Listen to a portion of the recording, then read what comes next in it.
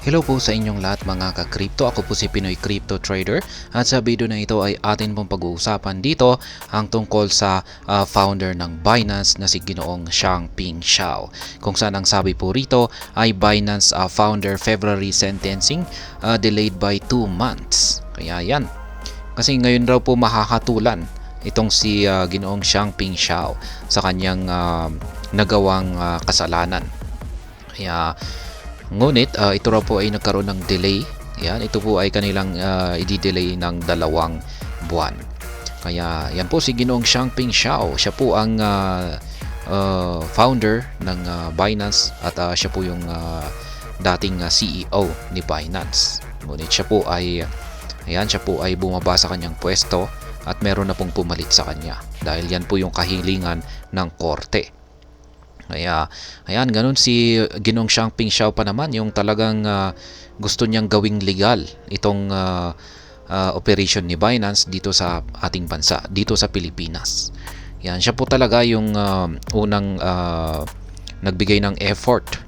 Yan, kasi gusto talaga niyang maging legal yung operation ni Binance dito sa Pilipinas.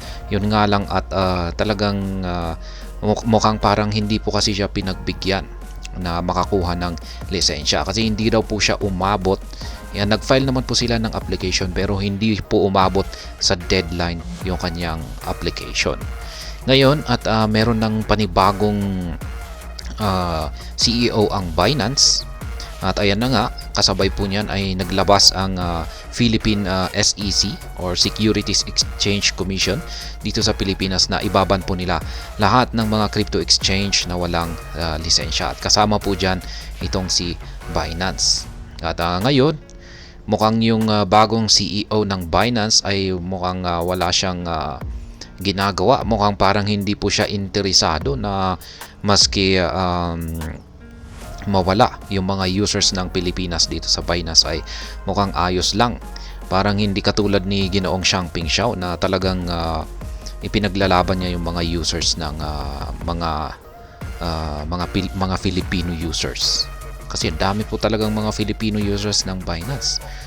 Pero yan, ngayon yung bagong CEO ay wala man lang tayong maramdaman. Yung hindi man lang sila magparamdam kung ano na nga ba yung kanilang sitwasyon ngayon. Ayan, kung meron ba talaga silang balak na ihabol or i-process or kung may paraan ba na sila ay makakakuha ng lisensya. Ayan, parang na-deadman na lamang tayo. Parang ayos lang sa kanila kung mawala yung mga Filipino users dito kay Binance. Pero ayan na nga, nalalapit na po yung palugit. Ayan, ng Binance banning dito sa Pilipinas. Pero ayan, saka na po natin pag-uusapan yan. Pero sapagkat yung ating topic naman po rito ay ang dating CEO ni Binance na si Ginoong Changpeng Zhao, kung saan ay ayan, kawawa po siya. Gusto ko talagang siya yung bumalik ulit na CEO ng Binance, pero parang malabo na po ito. Ayan, bago po tayo magpatuloy ay nais ko lamang po munang bigyang linaw ang aking disclaimer kung saan ang nilalaman po ng video na ito ay hindi po ito isang financial advice. For education and information purposes lamang po ang layunin nito. Maliban po dito ay nais ko na rin pong magbigay babala na wala pong kahit anumang group chat ang Pinoy Crypto Trader.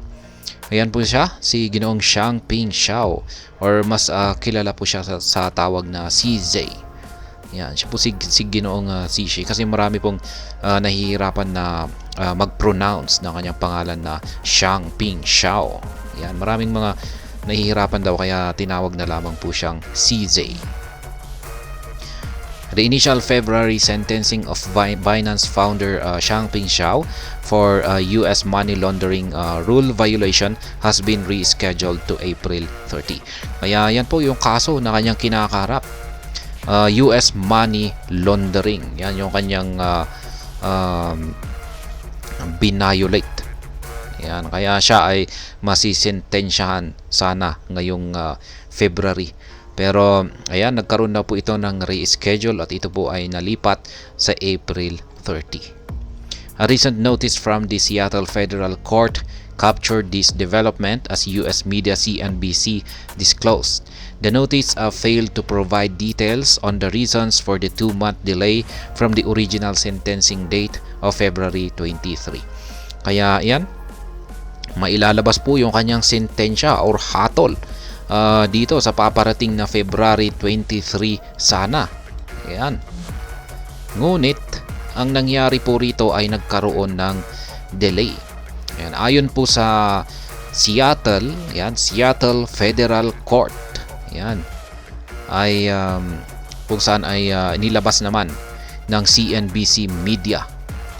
Yan yung information na inilabas ng Seattle Federal Court na magkakaroon ng 2-month delay or 2 buwan na pagkakadelay ang hatol ni Ginoong Xiangping Xiao. Kaya yan na po ay sa April 30. According to CNBC, federal sentencing guidelines indicate a maximum prison sentence of 1 year and 6 months. However, prosecutors have allegedly contemplated seeking a more severe penalty for CZ. Kaya yan, ayon na po sa CNBC, ay yung magiging hatol ni Ginoong Xiangping Xiao ay maximum daw na pagkakakulong ng 1 taon at saka 6 na buwan. Ayan, 1 year and 6 months. Ayan, kawawa naman po siya. Makukulong ng 1 taon at saka 6 na buwan. Ngayon, yung ayon naman sa mga prosecutors, ay sabi nila ay kulang pa daw ito na parusa ni Ginoong Xiangping Xiao. Ayan, kakailangan rin daw ni Ginoong Xiangping Xiao na makaranas pa ng mas matinding penalty or parusa. Yan, siguro gusto ng mga prosecutors na madagdagan pa yung kanyang prison sentence or haba ng kanyang pagkakakulong. Siguro gusto nila umabot yan 10 years. Kaya yan, kawawa naman si Ginoong Xiangping Xiao. Yan, kasi money laundering daw. Ang tindi pala ng kaso ng money laundering kapag ganyan. Yan, kung siguro depende siguro sa laki ng amount. Yan, pero hindi natin alam kung ano nga ba talaga yung kung gaano nga ba katindi yung linabag ni Ginoong Xiangping Xiao na money laundering. Yan, CZ's offense. Recall that CZ pleaded guilty last November to failing to uphold an effective anti-money laundering or AML program at Binance, the most prominent crypto trading platform. Kaya yan, dito po siya na nagkaroon ng violation mismo dito kay Binance, kung saan ay hindi po siya nagkaroon ng effective anti-money laundering program or patakaran dito kay Binance para ma-prevent yung mga anti-money laundering. Kaya yan lang po yung kanyang pagkakamali. Hindi naman po siya mismo yung mismong nag-anti-money laundering dyan. Ayan. Bigo lamang po siya na mag-implement ng patakaran dito kay Binance. Ayan, isang epektibo or mahigpit na patakaran para ma-prevent ang mga anti-money laundering. Kaya, ayan. Ngayon ay kaya dahil diyan ay parang hindi naman po niya sinasadya. Kaya syempre tama lang yung kanyang prison rito, dapat bawasan pa yan. Yan, siguro mga months lamang. Yan, siguro kung pag sinadya niya talaga, kasi meron talaga yung mga money laundering na talagang ginagawa nila yan ng pasadya, ay yan dapat yung medyo mataas yung parusa. Zhao committed to resigning as Binance Chief Executive Officer as part of his plea deal alongside paying a $50 million fine. Simultaneously, Binance consented to pay $4.3 billion in fines and restitution. Kaya yan, nag-resign po siya at nagbayad din po siya ng $50 million na fine. Kaya yan, notably, the plea included charges related to conspiracy to operate an unregistered money transmitting business, engaging in such activities, and breaching the international emergency economic powers. Kaya yan, ito pa yung mga dagdag na mga kaso na kaso na kinakaharap ni Ginoong Xiang Pingshaw. Ayan, mga unregistered money transmitting business, ayan, engaging in such activities at saka yung breaching daw ng International Emergency Economic Powers Act. US Treasury Janet Yellen remarked when Binance and its former CEO pleaded guilty.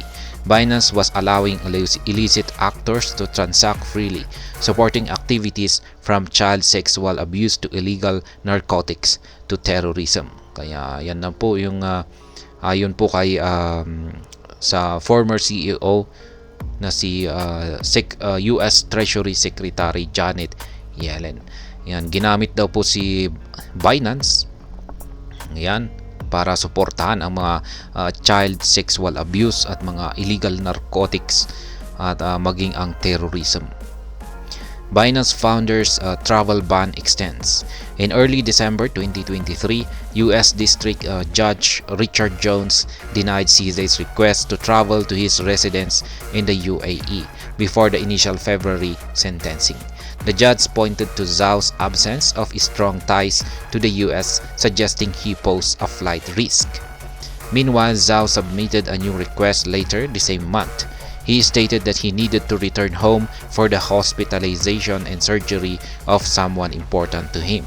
Moreover, he proposed using his equity in Binance as security for his return.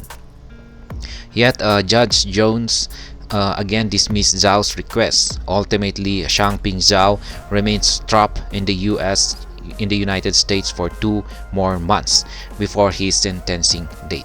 Notably, the Binance former CEO remains free on a $175 million release bond in the US authorities. Kaya ayan po yung tungkol naman po sa kanyang travel ban.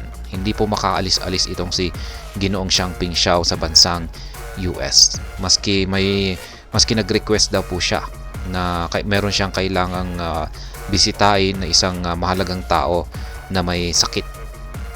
Ayan, kung saan ay na-hospitalize. Ngunit hindi po siya pinayagan ng judge. At mukhang maghihintay pa siya ng 2 buwan muli. Yan, bago matapos yung kanyang bago mailabas yung kanyang sentensya. Tayo hanggang dito na lamang po tayo sa video na ito. Sana po ay inyong nagustuhan ang aking paliwanag sa video na ito. Kung inyo po itong nagustuhan ay pakiclick lamang po ang like button nito. Para naman po sa mga bago lamang dito, kayo po ay aking inaanyayahan para mag-subscribe. Pakiclick na rin po ang bell icon nito dahil ito po ang siyang magsisilbing notification nito sa mga bago kong videos na aking pong ina-upload sa aking YouTube channel na ito. Maraming pong salamat sa panonood, ingat po tayo lagi at God bless po sa ating lahat.